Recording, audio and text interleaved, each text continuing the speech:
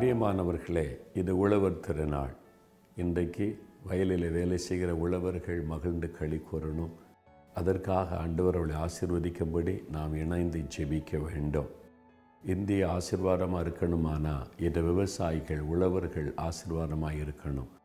ஆண்டவர் வாக்கு கொடுக்கிறார். யோவேல் 2 அதிகாரம் 24 களங்கள் தானியத்தினால் நிரம்பும், ஆலைகளில் திராட்சரசமும் எண்ணெயும் வழிந்தோடும். உழவு செய்து நிலத்தில் உழைக்கிறவர்களுக்கு தேவன் கொடுக்கிற வாக்கு தத்துவம் நிரம்பி வழிகிற ஆசீர்வாதம்.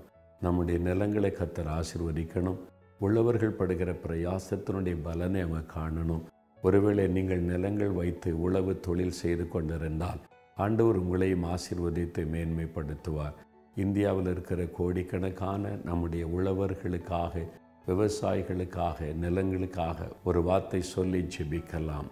தகப்பனே, எங்களுடைய இந்தியாவில் இருக்கிற உழவர்களுக்காக, விவசாயிகளுக்காக உம்மை துதிக்கிறோம். விளை நிலங்கள் ஆசீர்வதிக்கப்படட்டும். விவசாயிகளுடைய வாழ்வாதாரம் செழிக்கும்படி ஆசீர்வாதம் உண்டாகட்டும். களங்கள் தியானத்தினால் நிரம்பட்டும். நிரம்பி வழிகிற ஆசீர்வாதத்தை அருளி செய்யும். இயேசுவின் நாமத்தில் ஆமேன்.